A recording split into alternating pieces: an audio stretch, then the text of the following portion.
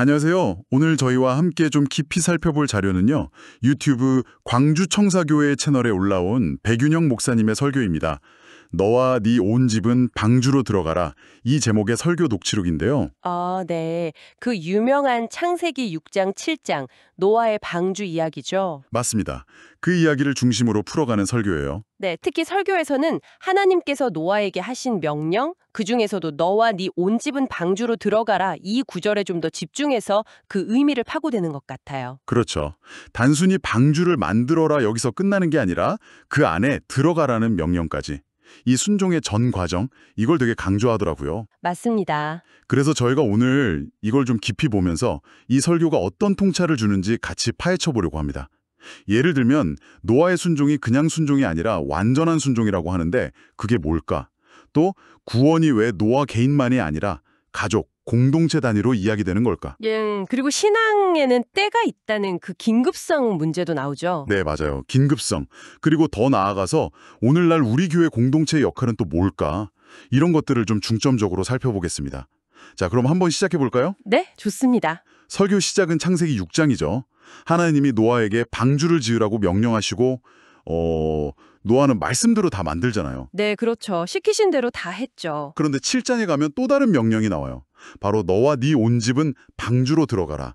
이 명령이 추가로 주어지죠. 네, 맞아요. 여기서 설교가 주목하는 게 바로 그거예요. 이 두 명령 사이의 관계, 아니면 뭐 순종의 단계, 이런 걸 뭐라고 설명하나요? 핵심은 노아가 방주를 짓는 첫 번째 명령, 그리고 다 지은 후에 들어가는 두 번째 명령, 이 두 가지를 모두 다 준행했다는 사실이에요.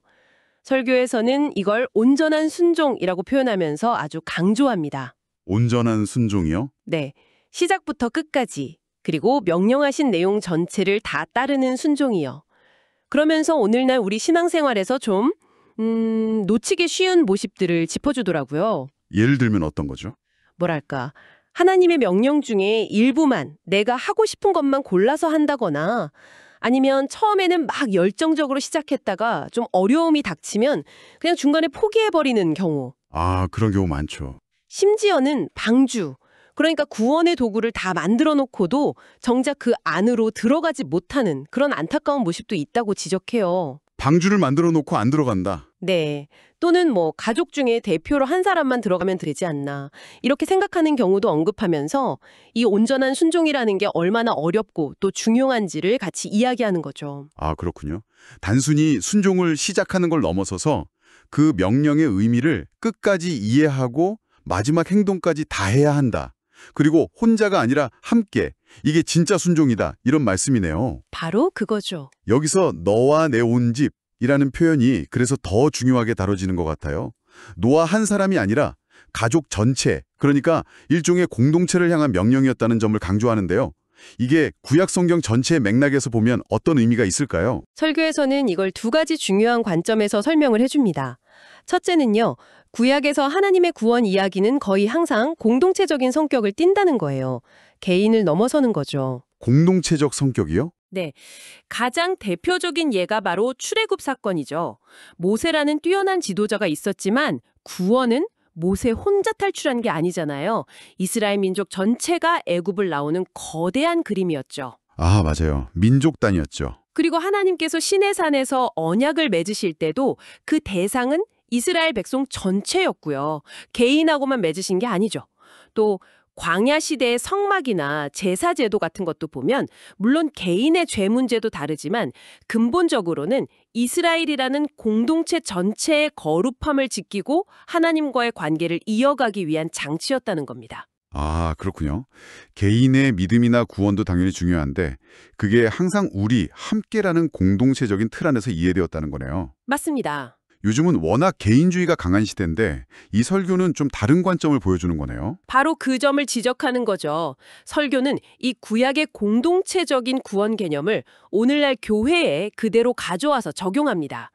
교회라는 게 그냥 신앙 좋은 개인들이 모여있는 어떤 느슨한 모임이 아니라 마치 하나의 몸처럼 유기적으로 연결돼 그리스도의 몸으로서 함께 구원을 이루어가는 공동체라는 거죠. 네. 그러니까 뭐 개인의 영적 성장에만 너무 몰두하거나 반대로 공동체를 좀 가볍게 여기는 그런 신앙은 성경적인 관점하고는 좀 거리가 있을 수 있다. 이런 뉘앙스예요. 여기서 이제 한 걸음 더 나아가서 구약 언약이 가진 두 번째 특징으로 이야기가 이어집니다. 두 번째 특징은 뭔가요? 바로 언약이 세대를 이어간다는 점입니다. 당대에만 머무는 게 아니라 후손을 포함한다는 거죠. 아, 후손까지요? 네. 설교에서는 창세기 17장 7절을 인용하는데요. 하나님이 아브라함에게 약속하시는 장면이에요. 내가 내 언약을 나와 너 그리고 내 대대 후손 사이에 세워서 영원한 언약을 삼고 너와 내 후손의 하나님이 되겠다. 이렇게요. 이처럼 하나님의 언약 그리고 그 언약에 따른 구원의 약속은 그 시대를 살았던 사람들한테만 해당되는 게 아니라 그 자녀와 또 그 후손들에게까지 이어진다는 사상입니다. 그러면 신명기 6장에 나오는 그 유명한 쉐마 교육 명령도 비슷한 맥락에서 이야기될 수 있겠네요. 정확합니다. 바로 그 얘기가 나와요. 내 자녀에게 부지런히 가르치라. 집에 있을 때나 길을 갈 때나 누워 있을 때나 일어날 때나 항상 이 말씀을 가르치라는 거잖아요. 이건 결국 부모 세대가 받은 그 언약과 말씀을 다음 세대한테 반드시 전수해야 할 책임이 있다는 걸 보여주는 거죠. 네, 그렇죠. 구원이 언약을 통해서 가정과 후손에게 계속 흘러가도록 부모 세대가 통로 역할을 해야 한다는 거예요. 그리고 설교는 이게 단순히 구약만의 이야기가 아니라고 봐요. 신약에서도 똑같은 원리가 보인다는 거죠. 신약에서도요?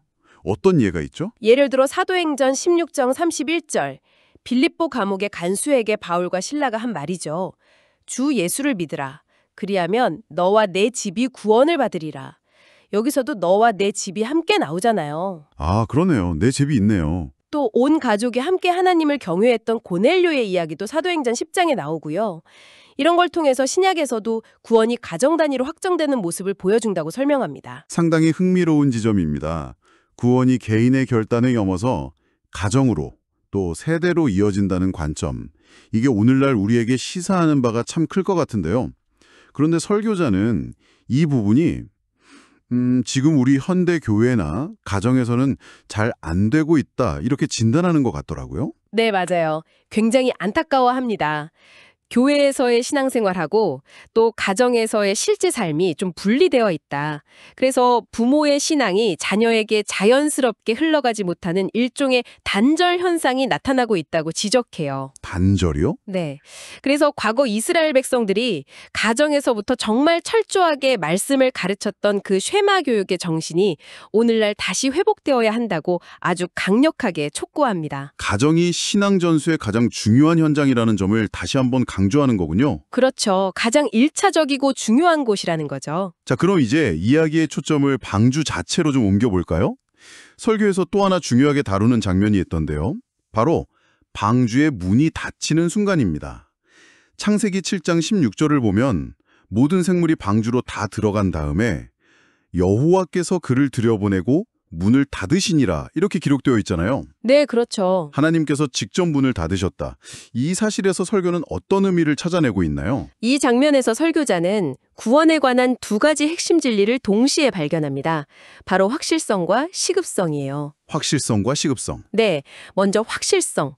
방주문을 닫으신 분이 누구냐? 바로 전능하신 하나님이시라는 거죠.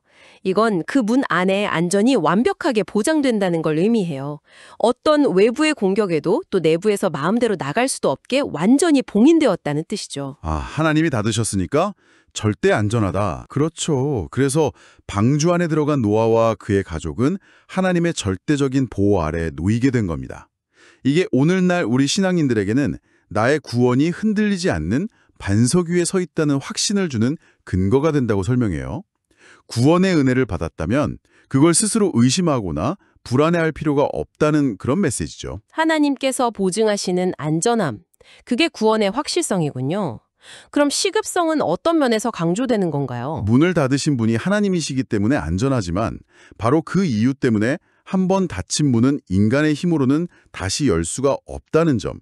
여기서 시급성이 나오는 거예요. 아, 한 번 닫히면 끝이다. 네, 문이 닫히기 전에 그러니까 기회가 주어졌을 때 들어가야 한다는 거죠. 노아 시대 사람들을 생각해보면 멸망의 비가 막 쏟아지고 홍수가 땅을 덮은 후에야, 즉 문이 닫힌 후에야 심판이 진짜라는 걸 깨달았잖아요.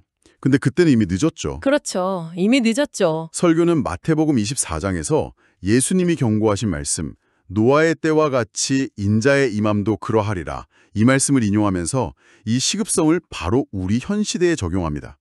하나님의 은혜의 문, 구원의 문이 언제까지나 열려 있는 게 아니라는 거죠. 그러니까 지금 이때 회개하고 믿음으로 반응해야 한다고 아주 강하게 역설해요. 설교 중에만 이때라 이때라 하고 외치시는 부분에서 그 절박함이 확 느껴지더라고요. 아, 기회의 창이 영원히 열려 있는 게 아니다. 이런 긴박감이네요. 그렇다면 이 노아의 방주 이야기가 오늘날 우리 삶에는 구체적으로 어떻게 적용될 수 있을까요? 설교를 들어보면 이 방주를 오늘날의 교회 공동체와 아주 밀접하게 연결시키는 것 같던데요. 네, 정확합니다. 그 연결이 이 설교의 가장 핵심적인 적용점이라고 할 수 있어요. 과거 홍수 심판 때 방주 안에 있는 것만이 유일한 살 길이었잖아요. 그것처럼 오늘날 구원은 오직 예수 그리스도 안에만 있다고 선언합니다. 오직 예수 안에만. 네, 이건 사도행전 4장 12절 말씀. 다른 이로서는 구원을 받을 수 없다. 천하 사람 중에 구원받을 만한 다른 이름을 우리에게 주신 일이 없다. 이 말씀으로 뒷받침하고요. 그리고 이 예수 그리스도 안에 머무는 것을 현실적으로는 교회 공동체에 속해서 함께하는 것으로 해석하는 거죠. 아, 그러니까 단순히 내가 개인적으로 예수님을 믿는다 이 차원을 넘어서서 눈에 보이는 신앙 공동체에 적극적으로 참여하고 소속되는 것, 이걸 구원의 여정과 거의 동일시하는 거네요. 네, 맞아요. 상당히 강한 주장으로 들리는데요. 네, 아주 강력한 주장입니다. 그러면서 설교자는 또 공동체 생활이라는 게 현실적으로 어려울 수 있다는 점에 대해서도 솔직하게 인정해요. 어려움이요? 네, 생각해보면 방주 안에는 노아 가족만 있었던 게 아니잖아요. 온갖 종류의 정결한 짐승, 부정한 짐승들이 다 함께 있었죠. 아마 시끄럽고 냄새도 나고 뭐 여러 가지로 불편했을 거예요. 그랬겠죠. 마찬가지로 교회 공동체 안에도 정말 다양한 배경, 다양한 성격, 기질을 가진 사람들이 모이니까 필연적으로 갈등이나 마찰, 불편함이 생길 수밖에 없다는 거죠. 심지어 설교자 본인을 포함해서 성격이 보통 아닌 사람들이 모여있을 수도 있다. 이런 좀 유머러스한 언급까지 하시더라고요. 네. 그럼에도 불구하고 강조점은 아주 분명해요. 구원은 혼자서 완성하는 게 아니라 바로 이 불편할 수 있는 공동체 안에서 서로 부대끼면서 함께 인내하면서 세워져 가는 것이기 때문에 힘들다고 해서 쉽게 떠나거나 포기해서는 절대 안 된다는 겁니다. 불편함이나 갈등이 있더라도 그게 공동체를 떠날 이유가 될 수는 없다. 이런 거군요. 이 부분을 정말 세게 말씀하시는 것 같아요. 그렇습니다. 심지어 공동체를 스스로 떠나는 행위를 영적 나병 환자가 되는 것에 비유하기까지 해요. 영적 나병 환자요? 그건 좀 충격적인데요. 그렇죠. 성경 시대를 보면 나병이 정말 무서웠던 주된 이유가 그 피부 질환 자체의 고통도 물론 컸겠지만 그것 때문에 공동체로부터 완전히 격리되어야만 했던 사회적, 관계적 고통이 더 컸거든요. 가족과 같이 살 수도 없고 성전에 들어갈 수도 없고 마을 사람들과 어울릴 수도 없었죠. 완전히 혼자가 되는 형벌이었어요. 아, 격리되는 고통. 네, 설교자는 예수님께서 나병 환자를 고치신 후에 제사장에게 가서 네 몸을 보이라고 하신 이유가 누가복음 17장 단순히 병이 나았다는 걸 확인받는 걸 넘어서서 그들을 다시 공동체의 일원으로 복귀시키기 위함이었다고 해석해요. 공동체로의 복귀. 네, 따라서 스스로 공동체를 떠난다는 것은 마치 영적인 나병 환자처럼 자기 스스로를 고립시키는 행위와 같다고 아주 비판적으로 보는 시각입니다. 와, 정말 강렬한 비유네요. 이 비유를 써서까지 공동체에 꼭 붙어 있어야 한다, 함께 해야 한다, 이걸 강조하시는 거군요. 그렇죠. 단순히 교회 명부에 이름만 올려놓는 그런 수동적인 상태가 아니라 공동체 안으로 깊숙이 들어와서 관계 맺고 뿌리 내리라는 요청으로 들리네요. 설교에서 겉돌지 말고 안으로 들어오라, 뱅뱅 돌지 말라 이런 표현을 반복하시는 것도 같은 맥락이겠군요. 네, 정확히 그렇습니다. 공동체 주변만 이렇게 맴도는 게 아니라 그 중심으로 들어와서 함께 삶을 나누고 신앙의 여정을 같이 걸어가야 한다는 강력한 촉구인 거죠. 설교 후반부에서는 노아 시대를 오늘날과 비교하면서 현 시대에 대한 어떤 진단을 내리는 부분도 있었어요. 이 부분은 아무래도 설교자의 특정 관점이 좀 반영된 내용일 텐데요. 어떤 사회 현상들을 지적하고 있나요? 물론 이 부분은 설교에 담긴 시각을 저희가 그냥 전달해드리는 것이지 저희가 이 관점에 동의하거나 반대하는 입장을 표명하는 건 아니라는 점을 미리 말씀드립니다. 네, 맞습니다. 설교자는 창세기 6장 5절 말씀이죠. 노아 시대를 묘사한 구절. 사람의 죄악이 세상에 가득하고 그의 마음으로 생각하는 모든 계획이 항상 악할 뿐임을 보시고 이 말씀이 오늘날에도 그대로 적용될 수 있다고 진단해요. 오늘날에도요? 네. 그 근거로 몇 가지 사회 현상들을 예로 들고 있습니다. 예를 들면 동성애를 합법화하려는 어떤 사회적인 움직임이나 요구들, 또 마약 문제가 점점 심각해지고 쾌락만을 추구하는 문화가 영화나 드라마 같은 대중 매체를 통해서 확산되는 그런 경향들, 그리고 폭력이나 불법 행위들이 점점 더 교묘해지고 조직적으로 변하는 모습들, 또 전통적인 가정의 모습이 좀 해체되거나 위협받는 그런 현상들까지 언급합니다. 그런 여러 현상들을 보면서 노아 시대와 비슷하다고 진단하시는 거군요. 그럼 이런 시대 진단 위에서 설교자가 제시하는 해법은 뭔가요? 해법은 결국 설교 전체의 주제하고 다시 연결됩니다. 노아가 그 죄악에 가득했던 시대 속에서도 하나님의 은혜를 입고 구원받을 수 있었던 비결이 뭐였냐? 바로 방주를 짓고 그 안으로 들어가는 것이었잖아요. 그것처럼 오늘날 이 시대를 살아가는 우리 개인이 구원받고 생명을 얻는 길 역시 똑같다는 겁니다. 아, 똑같다. 네, 즉 변하지 않는 하나님의 말씀을 생명처럼 붙들고 또 주님께서 우리에게 허락하신 교회 공동체라는 영적 방주 안에 굳건히 머물면서 함께 믿음의 길을 걸어가는 것, 이것이 유일한 대안이라고 아주 강력하게 주장합니다. 시대가 악하다고 느껴질수록 더욱 말씀과 공동체에 집중해야 한다. 이런 메시지네요. 네, 바로 그겁니다. 네, 오늘 저희가 함께 살펴본 백윤영 목사님의 설교 녹취록, 노아의 방주 이야기를 통해서 참 여러 가지 중요한 메시지를 던져주고 있었습니다. 하나님의 명령에 대해서 그냥 따르는 게 아니라 온전하게 순종한다는 게 뭘까? 그 의미를 다시 생각해보게 했고요. 그리고 구원이라는 것이 나 한 사람의 문제가 아니라 가족과 공동체 단위로 확장된다는 점도 인상 깊었죠. 맞아요. 또 믿음의 기회가 영원하지 않으니까 시급성을 가지고 반응해야 한다는 경고도 있었고요. 그리고 마지막으로 구원의 여정을 끝까지 가기 위해서는 때로는 어려움이나 불편함이 있더라도 교회 공동체 안에 머물러야 한다는 강력한 권면까지 정말 생각해 볼 지점들이 많았던 것 같습니다. 네. 네, 특히 저는 그 마지막 부분, 공동체 안에 머무는 것의 중요성을 그렇게 강조했던 대목이 상당히 인상 깊었어요. 방주 안에도 불편함이 있었을 거고 오늘날 교회 공동체 안에도 당연히 다양한 어려움이나 갈등이 있을 수 있다는 걸 인정하면서도요. 그게 공동체를 떠날 이유가 되어서는 안 된다. 오히려 그 안에서 인내하고 함께하는 것이 구원의 과정에 필수적이다. 이런 주장은 우리가 좀 곱씹어볼 만하다고 생각합니다. 네, 그렇죠. 이 설교의 관점, 그러니까 공동체적 소속과 인내가 구원 완성에 필수 불가결하다는 이 강력한 메시지 한번 비추어 본다면요.